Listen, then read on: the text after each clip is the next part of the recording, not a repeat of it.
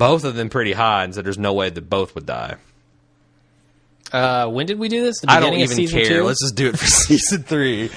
Okay, are Shane and Dale going to die in season 3? No. That's my prediction. Rick is not going to die. No, hell no. 0% chance. Die. Yeah. Carl. 0% chance. Herschel. 100% chance. Really? Hey, he's too old to stick around in the show, man. I'm going to say 0. Cardio. 0. He's going to live through season 3. He is a good character, and he is a good character. They've done so many nice. They've really fleshed out his character in a very economical way, and I think the writers kind of like take a shine to him. So he's going to have the writer shield. Daryl, another 0%. Glenn, 0%. Maggie. Oh, God damn it. 20%. I won't go 50. Oh! I want to go 50. Lori. 100%. Just because I want to see it. I want to go with you on that. I think there's a 100% chance that Lori dies at the end of season 3. Good. 75% chance. No, you're waffling. I just don't know how they're going to structure it. I don't know how they're going to structure it. As long as she gets her throat ripped out, I'm okay with it. I want to talk about that in the spoiler section. Right. Beth. I don't care. 100% chance she's 100% dead. 100% sure. I'm going to give her 100%. Have we left anybody out? Carol. Carol, 100%. She's gone. 100%? Yeah, we're going to be down to like 3 people next season. Michonne. 0%. T-Dog. T-Dog's a mystery still. He's 50-50. Nah, 0. He could die. Yeah, he could go any moment. Nah, 0. Only because I think he is supposed to be... I think that they are going to make him into the other character to start the T in this fucking comic book. Yeah. So... I hope so. That'll at least make Maybe him they can stop calling him T-Dog then. Maybe so. My real name's Maybe actually. So. Anything else we want to talk about for predictions for next week or next year? Man, I don't know. We'd have to do a whole separate cast on it, I'm sure. I haven't had time to process and think about it. That's a possibility. Maybe next week? Yeah. We got a 4-cast week coming up if that's the case. Fuck. Yeah. All right, we'll think about it. All right, so no promises. Ready for feedback. Yes. Brian M., we got some old show feedback first. There's been some confusion and even some criticism with Randall and Shane turning into zombies without bites or scratches. That's not so interesting because we know that everybody becomes zombies at this point, but he did go back and watch the scene where Shane cuts himself with a knife, and he says he's convinced that they used 2 different knives. What? That they actually showed 2 distinct knives. Have you been talking to Glenn Mazzara? I think that might be... Brian M. is actually an anagram for Glenn Mazzara. I won't question Brian M. Glenn Mazzara. QED. Everybody with an M last name. So he also said there's been some other hints about this, that in the first episode, he thought that when the doors at a hospital says don't open, dead inside, that was a hint that the dead was to turn into zombies, not just a bit or scratch, because it didn't say infected inside or infected dead. I don't know. The show's called The Walking Dead. I think people refer to zombies as the dead, the dead walking, all that kind of stuff. That's maybe. I don't buy it, Mazzara. I don't know. I don't buy it, Mazzara. Because I could even see in a hospital them, if they get enough people dying, them filling an entire cafeteria with bodies. Right. Like just literally dead bodies. Right. And don't ever open it. Maybe they're zombies, maybe they're not. But, Yeah. Dan W. said, we overlooked one funny detail about the Shane Lori encounter at the windmill in episode 12. When she walked up, Shane was halfway up the steel windmill structure trying to hammer nails through 2x6 planks in this steel windmill frame. You can't hammer nails into steel. You drill holes through the planks and the steel and then bolt the planks down. Not only that, but he was just tapping those nails into planks. You drive nails in with a hammer, not wussy tapping. Dan W. is a man's man. Apparently so. More than Shane. He needs to start a zombie home improvement. Okay. I would listen to that podcast every week. Talk about a tip you can do with your home to fortify it this against week zombies. We're going to board up the windows. There you go. This week we're going to dismantle our staircase. Get on it, Dan. This week we're going to set the barn on fire. We will promote that for you. Yep. Monique wrote in, said, in Better Angels, I also liked the cinematography during the last Rick and Shane scene. They did shoot this scene at night, and here's an excerpt from the interview with John Bernthal. He says, We shot that scene all night long. The entire cast came out and spent the entire night on that field to be there for the last scene. And Jeff DeMunn, who played the recently... Is it DeMunn or DeMoon? I think it's DeMunn. It's got to be. Yeah. Who played the recently deceased Dale, actually had been gone. He lives on a farm in upstate New York, and he flew down and surprised me to be there for my last scene, which touched him. Also, I thought this was an interesting insight into the show. There's a lot of feeling about that last scene. The writers wanted it to be one way, the actors wanted it to be one way, and the producers wanted it to be another way. Everyone had their own sort of idea of what that scene should be. And it was just Andy and I, talking about Andrew Lincoln, in the woods walking out together, and Andy and I turned to each other and said, "I'm gonna ask you something, man. This is just you and me. Let's do this for you and me." And they just did their own take on it. All right. That says a lot about The Walking Dead, does it not? Kinda, yeah. I mean, everybody's pulling in a different direction. It wasn't everybody's bringing together to make the scene the best they can. It's everybody's got their own idea, and you know what? We're the motherfuckers out here. Yeah. And the writers are in L.A., and we're here in Georgia. We're going to do it our way. Yeah. Yeah. Anyway. I don't know. I felt like it worked. So he described Andrew as his brother, his best friend that he's made in the acting world, and he was very emotional about the whole scene. So interesting. Mike S. said, you pondered in your last podcast how much input the actors have in writing. Oh, right. This follows this point directly. With The Walking Dead, they shoot in Atlanta, and the writer's room is in L.A. It makes communication between actors and writers much more difficult. Not impossible, but not as convenient, as you won't have as many writers and producers on set. On the other hand, Justified is shot and written in L.A., so it's possible for a star like Timothy Oliphant to have more of a hand in it. Yeah, that was in reference to us saying how much of a hand Timothy has in that show. Yep. On to the new stuff.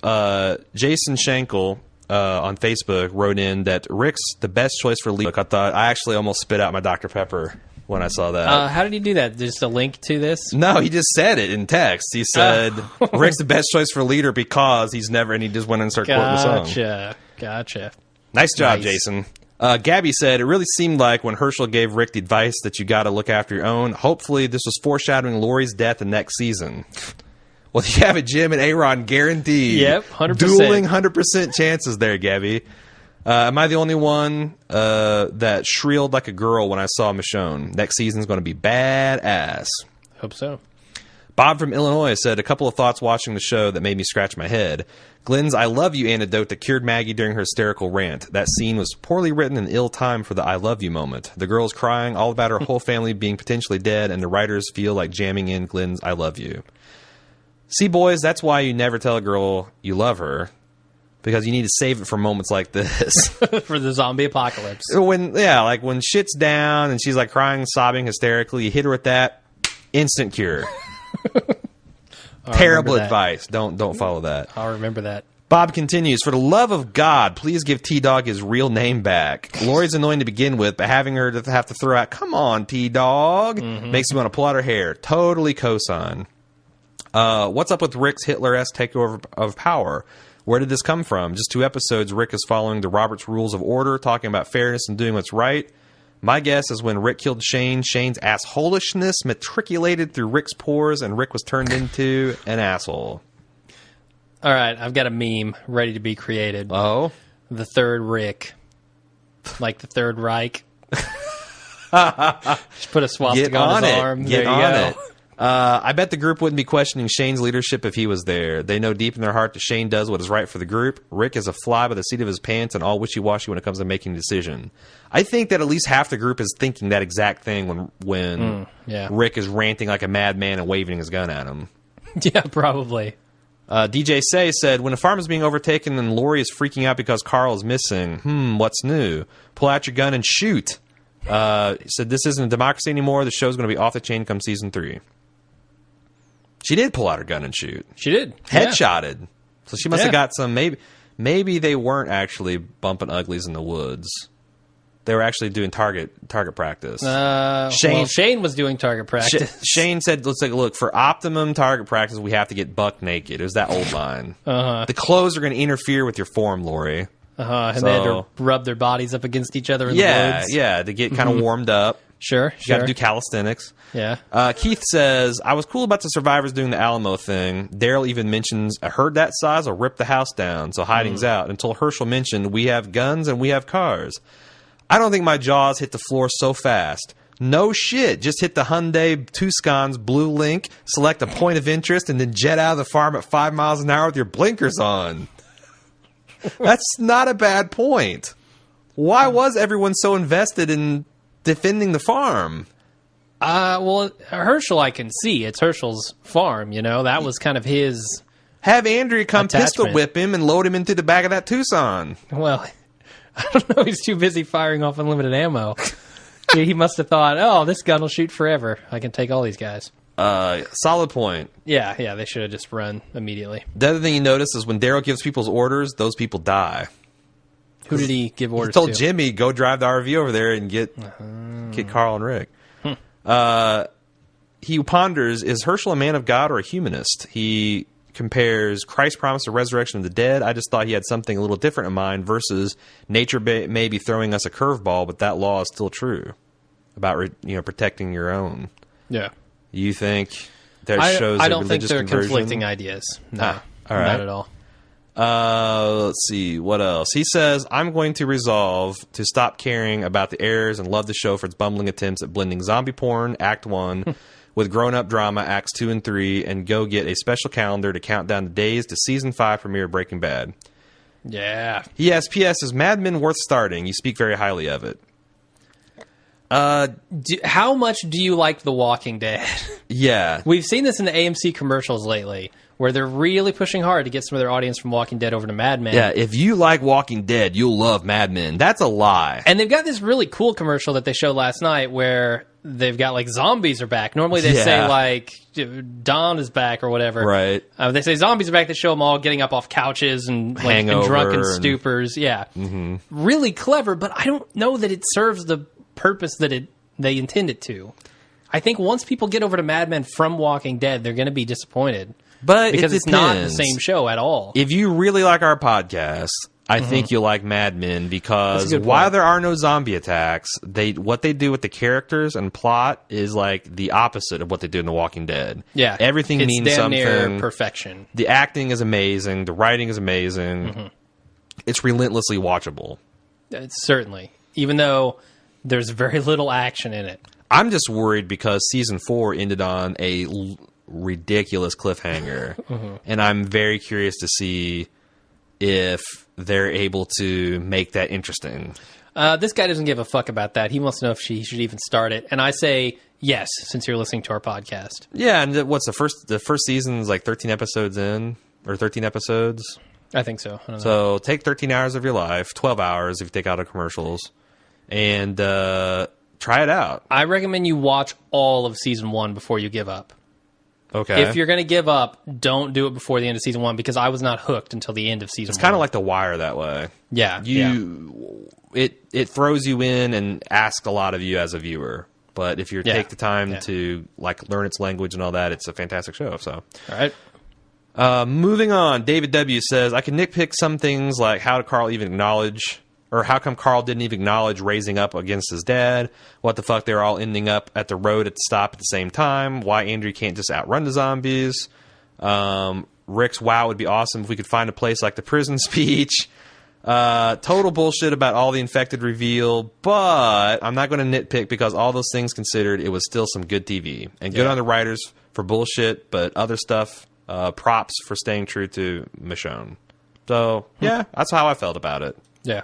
The show is what it is, and when it's really good, it's really, really good. Yeah, I'm learning to turn my brain off a little bit more. Maybe that's what it is, yeah. Or not turn my brain off because they do some smart things, just ignore the things that I know they didn't consider. Like, at this point, we can't complain about Lori anymore. She is exactly what the writers have wanted her to be, and we're right to hate her. Yeah. And now, if they start wanting me to feel something for her, then I'll have a problem with it. But right now, I can hate as much as they want me to. I got an unlimited supply of hate in his heart. It flows like a river. Yeah, for Lori.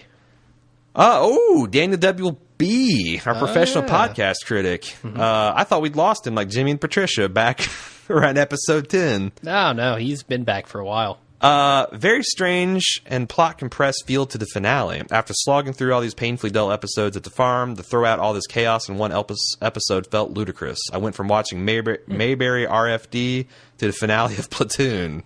Did they even try to storyboard the season? Fair point. Fair point. I felt like they saved 90% of the show budget for the last episode. Yeah, certainly. What the hell was this helicopter scene? That started a massive herd from Atlanta straight to Herschel's? Yeah, pretty much. Yeah. It's like the butterfly that flapped its wings in China, and we have a tornado in Kansas. Yep. Lori's hand-wringing over the missing Carl was a day late and $1 short and left me hating her even more, if it's possible. Oh, it is possible. And the writers, we just determined, want you to do that. So just let it flow, Daniel. The moronic Winnebago driver deserved what he got. Yes. The driving tactics in general were extremely lame. The We're All Infected speech was about 12 episodes late. Agreed. Yep. Oh, this is a good point. Why didn't they harvest some gas, water, snacks, or whatever when they're in the middle of 1,000 stranded cars, or ditch the Hyundai for a Hummer? Why didn't they have some fucking bug-out bags? Like, really? People in normal life have those. Got you. Like, yeah, bags that you grab when the shit hits the fan. Right. You just grab the bag, you know it's got everything in it that you're going to need. Yeah. This seems like the perfect scenario for a bug-out bag, if you're ever going to have one. If I was still writing survival reviews, I would bring that up. That's a good point, Jim. Michonne's scene was pretty sweet, but after being totally swarmed in the forest, she performs one decapitation, and suddenly the crisis is over, and we have time for a stare down. Fair point. Yeah.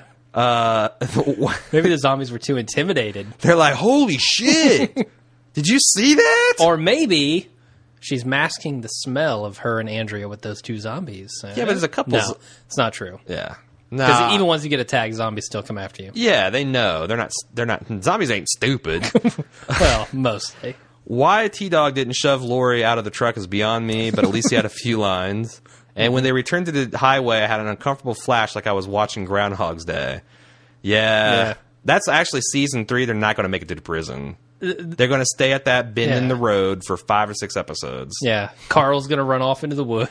Right. They're going to have to chase him down. The zombies will overrun that bridge, and then they have to move on.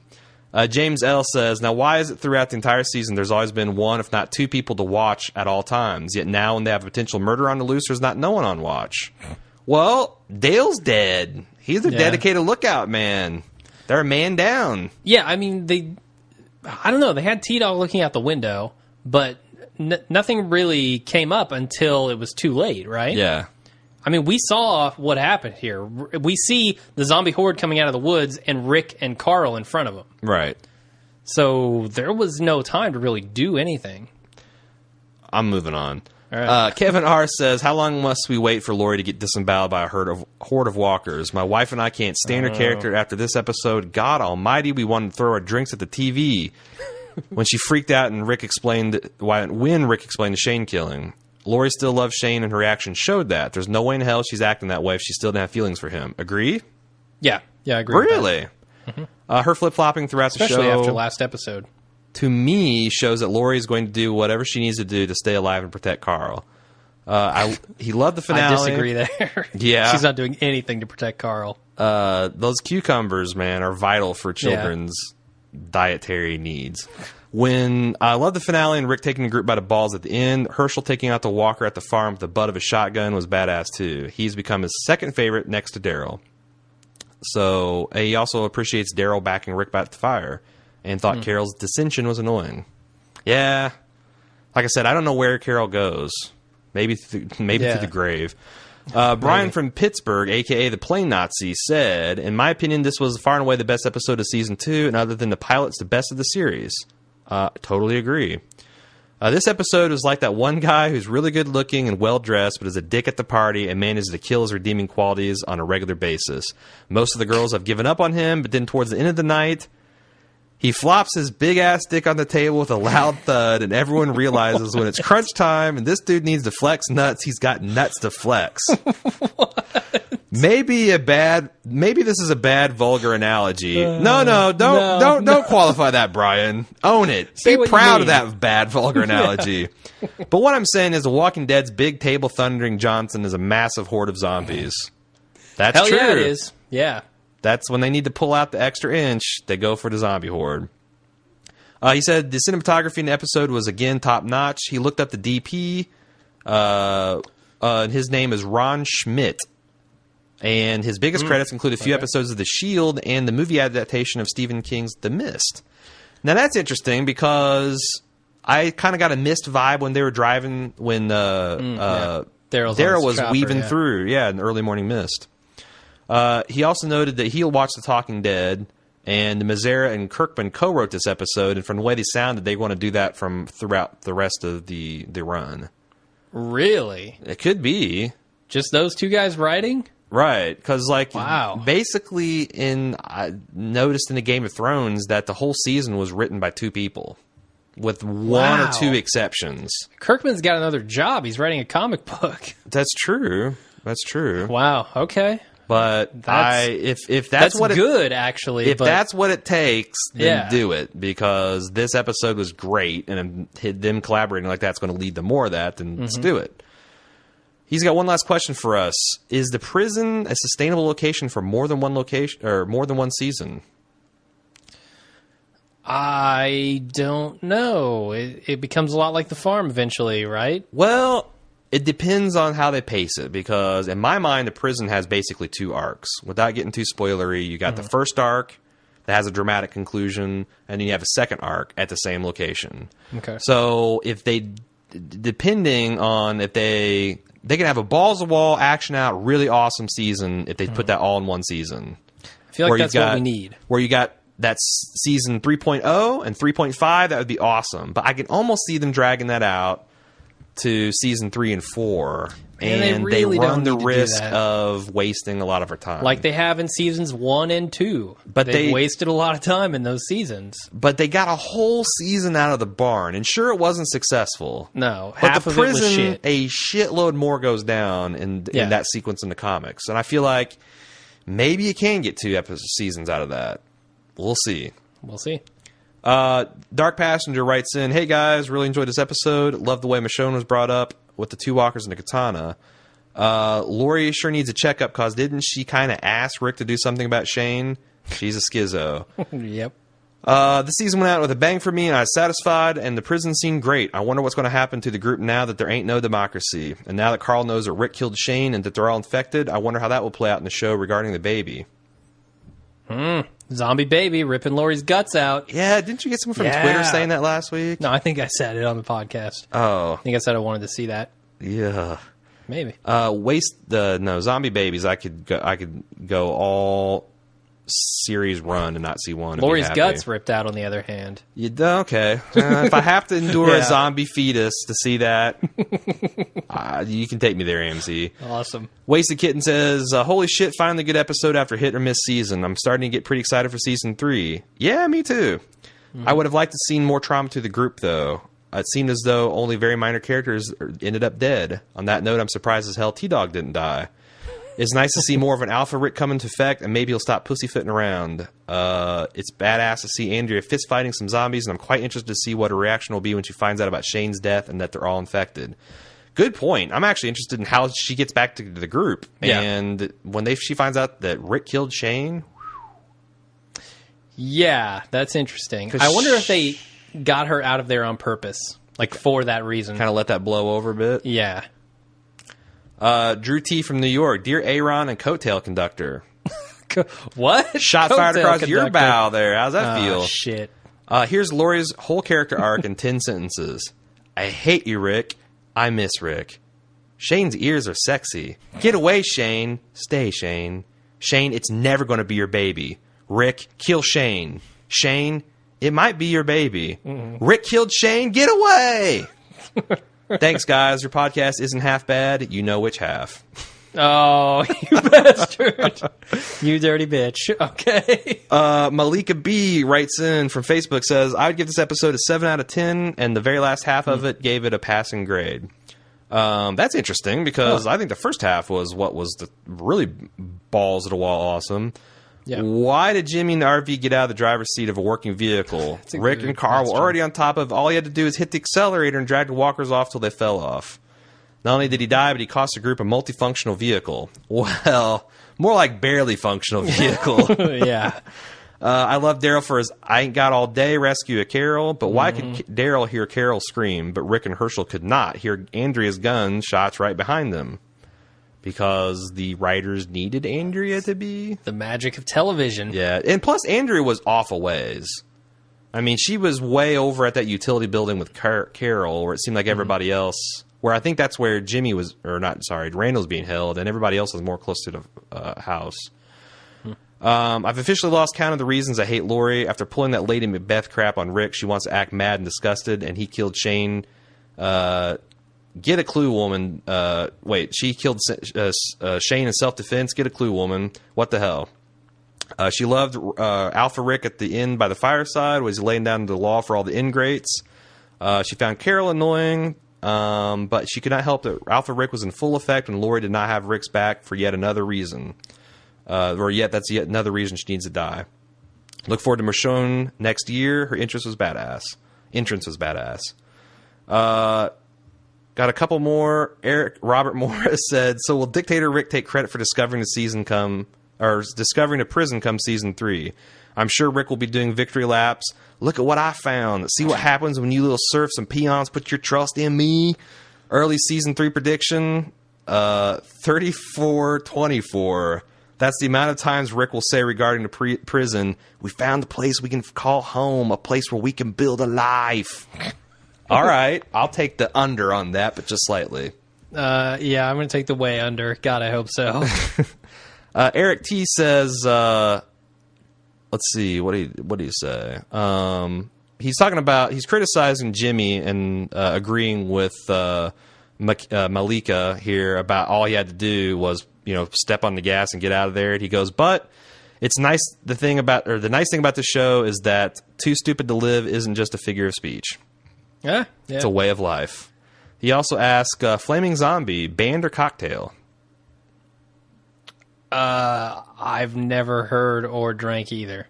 He's saying which would it be better, a better band name or cocktail? Oh, cocktail name. I went for cocktail too. Yeah. Ryan Q says, "This is a pretty enjoyable episode. I'm cautiously optimistic about season 3. They do action in the show very well. They need more of that because their drama is severely lacking. And thank God the stupid farm burned down. I'm looking forward to a new setting." Last feedback, Kevin B. said, "I was thinking about headshots. If the virus's primary focal point is the brainstem, wouldn't headshots to the forehead be entirely ineffective?" Possibly. Well, yeah, that would seem to make sense. The only thing is the brainstem is where it starts, and Jenner said that it jump starts the body, which makes sense because that's where like your breathing and like automatic reflexes come from. But you can't move around with just a brainstem. Yeah, I don't know. It's weird that we see the cross section of the brain with all of the neurons firing and stuff, right? Back in season 1. And he even points out, he actually showed a screenshot of the shot, and it does angle. Yeah. This is almost the entire brain, but goes right through the brainstem. Yeah, and that's what kills it. And we can see the activity. So I think he's right. I think if you got shot in like your, frontal cortex or something, you probably wouldn't die as a I'd just be zombie. careful, Keith, because I got downvoted to oblivion in Reddit last week for pointing out the fact that a quadriplegic zombie couldn't walk around. So yeah, broken neck zombie. That's all I got for feedback. Wow. We got slightly too much to read everything, so we tried to kind of like go with the Breaking Good format and only read the stuff that's more or less. If it's multiple take that a lot of people have, we try to read the first one and try to cut down some of the larger emails to just the stuff that was unique to your guys' thoughts. So I hope I did a good enough job on that. And thanks so much for making my life difficult. It always feels good when it takes a couple hours to get through the feedback and get it all ready for the cast. When you look at your inbox and you're like, God damn it. Yeah. And then after you've gone through all of it, and then you go back and there's 5 new ones bolded, I'm like, oh! Yeah. So anyway, appreciate that, guys. Definitely. Speaking of, ready for outro? Do it. If you want to keep up with everything we're doing, find out whether we're going to do a recap on The Walking Dead, check us out on Mad Men, Justified, The Night's Watch. It's getting crazy. Go to baldmove.com. If you'd like to leave us feedback on this cast, Watching Dead at baldmove.com. You can also follow me on facebook.com/baldmove and Jim on Twitter at baldmove. Yeah. Please continue to support us by leaving 5-star reviews on iTunes, or just positive reviews, or negative. I honestly don't think it matters as long as people are reviewing it. So all the 0 stars, thanks for that too, because it keeps us on what's notable on iTunes and the subscriptions. And I gotta say, the listeners have responded like heroes on that. We've got many reviews on iTunes, and we're now like the number 3 Walking Dead podcast, where we weren't even in the top 6 before the season. So you guys have really put us on the map, and it's really shown through our increased listeners and the more feedback we're getting. So again, thank you so much. You can also help directly contribute to paying for our bandwidth, keeping our lights on here at the Bald Move headquarters, by using our Amazon affiliate link at amazon.baldmove.com. And simplest way to explain it is, if you're buying stuff on Amazon anyway, go to amazon.baldmove.com first. You get all the same great prices, all the same great shipping options, all the same gold box deals. We just get a little piece of Amazon's pie when you do that. And we appreciate it. Definitely. That's all we got. That's it. And there's no spoilers. There actually is some spoiler speculation for next season if you want to get in there. We had one listener break out a whole bunch of different comic stuff. Okay, we'll do it. We will do a spoiler section. It's a spoiler. If people want to stay, I know it's we've ran long. We have a lot of feedback. If people want to stay, they can. If not, switch off. But there is no episode next week, so I don't have a title for that. Oh, that's right. This is a finale. Brian from Pittsburgh continues.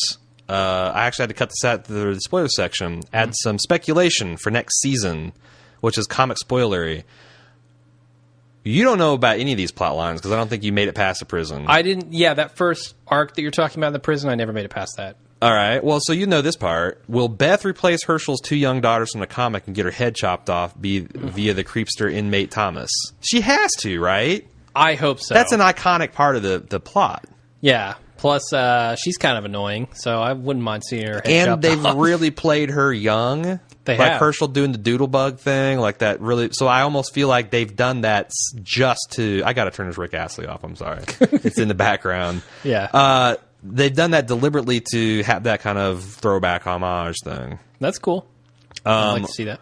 Well, we get to see Rick gun down Dexter, the rogue inmate who tries to kick our survivors out of prison in an intense zombie battle. Depends on how heavily that character is influenced by the show, Dexter. I hope so. A confrontation between Rick and Dexter would be awesome. What do you think? Because this is a good point. If there are survivors in the prison, how is Rick going to just go up there and take it over after he made such a big deal about protecting a group from other people that are doing just that with their safe haven? Do you think he's just not afraid to be a hypocrite at this point? Well, it's a dictatorship. I don't think he's got anything to answer for now. Okay. He also says that he thinks Merle has got to be with the Woodbury people, who that is the pact of the governors, group, right? Governors group. Well, okay. We don't know. I think that is Randall's group. I think so too. Yeah. That's my thought. Because they're horrible people, and I could see them raping and killing people. But he thinks he's going to replace the role of Martinez as the guy who helps Rick, Glenn, and Michonne escape from Woodbury, but only to locate the prison and sneak away to lead the governor's people back. See, I don't know any of this. See, they got captured by the governor, and then they sneak away with this guy back to the prison, but then this guy double crosses them and brings the governor back to invade the prison and drive Rick and his group out. And that's why I'm saying, like, the first act is when, you know, clearing out the prison and dealing with the prisoners and the fallout from that. Yeah. The second act is the Woodbury people. Them being driven out of the prison. You know, well, I mean, like, so could you get a whole season out of just that first arc of the prison? Because an awesome cliffhanger for either mid-season or season 3 would be Rick's group getting kidnapped by the Woodbury group and being held prisoner there. Like, how are they going to get out of it? You know, dramatic music swell. Tune in next season. They need to pick up the pace of this show, right? Well, as you point out, there's only 90 comics. I know. They don't want to write past the comics, I guess. But there's only why 13 not? episodes. There's only 13 episodes a year. Yeah, and why not write past the comics, even if it's like they're not following it all slavishly anyway. Yeah, so... that would be the point where Rick get his arm cut off, or his hand cut off. But they've already said they don't want to do that, right? Well, he hasn't said he didn't want to do that. Kirkman said that's his biggest regret in the comics. Okay. So that implies that he would probably choose not to. Yeah. If you could redo it and remove your biggest regret, yeah, I think he probably wouldn't do it again. Mm-hmm. It's interesting how they kind of subtly paint themselves in the corner because he continues on, Brian does, it would be nice to see Rick run him down with the RV just like in the comic, but sadly the RV died with Jimmy. Yep. It was a more developed character than Jimmy at that point and deserved a better death. R.I.P. RV. It's a better developed character than T-Dog. Yeah. I mean, what do we know about T-Dog? Nothing. Right. And I think when he goes crazy, he gets racist. That's all we know. I don't think he gets... Or he sees the racism in the group. There you How about go. That? The racism inherent in the system. Actually, it'd be a hell of a plot point if Daryl has to run him down and face his ultimate fear, standing up to his big brother and possibly killing him. Yeah. I really, really, really want Merle to come back next season. He's got to be with that group, He has to. Here's the problem. They're going to do something stupid with it like they did with the Jenner thing. What are they doing with these long-running... like loose ends? I like Brian here. He's basically saying give Merle that Martinez role because I can just see him sneaking in and being like, look, I want to get you guys out of here. This is crazy. You're my brother. Trust me. And then going back to the prison and just double crossing them all like Merle would. And maybe thinking that his brother would have his back and then you know, they got that Daryl's like, look, man, this ain't that. It could be cool. Yeah. Totally excited because again, there's a lot of stuff they can do at the prison. It just feels so much more open now that they're not on the farm, right? Uh-huh. It feels way more open. I mean, I will be one of the bigger panickers if on episode 6 I feel like they're fucking around at the prison because they shouldn't be. Mm-hmm. And then I'll start too much there. Then I'll start feeling like they should have crammed more into it. But I can see them doing a full 13 season arc of just the first half. It'll be a little thin. Mm-hmm. But, you know, throw in a couple T-Dog episodes and throw in some Daryl stuff, and they could keep it going. Maybe. We'll see. You have anything else to talk about? No. The spoilers pretty much dried up with the season. Yeah, it's funny how that works. Yeah. So if you have stayed with us through the spoilers, like big appreciation for the people that have been feeding it to us. Yeah. I do think we're going to tweak the format going forward, that because there's some people who are annoyed that we read the more or less shooting script up front. So, because I feel like there's people that like spoilers, but they don't want the whole damn thing spoiled. We say up front, look. No, I want to continue to do that. With spoilers. But if we ever get like a complete big spoiler, I want to put that at the end of the spoiler section and just be like, hey, we've done talking to the listener feedback and our own little speculation. Now we're about to talk to shooting script. So if you don't want to listen to me 5 minutes story time with Aaron, go ahead and switch off. So if you guys have given us that feedback, we've listened to you, and we're going to tweak the format. I think actually that's a pretty good idea because we got a little bit of that in Breaking Bad last year. You know, some pretty heavy, comprehensive spoilers, and we'll kind of like grade it to where least amount of spoiler to. I don't think they're complaining about being spoiled. It's more like it was boring listening to me read. Yeah. But some people really loved it. Mm-hmm. So to please everybody, we'll rear load that, backload that. We can just rearrange with the same content and make everybody happy. Yep. Cool. So got that to look forward to. And if we don't see you guys next week with a recap, which I'm leaning towards, there are some things that I really want to talk about. It might just be a short one. Overall. We might just do 15 minutes of us, kind of like the Breaking Bad when we had 15 minutes, or 20 minutes, and then we just do listener feedback, and we might not do anything because, again.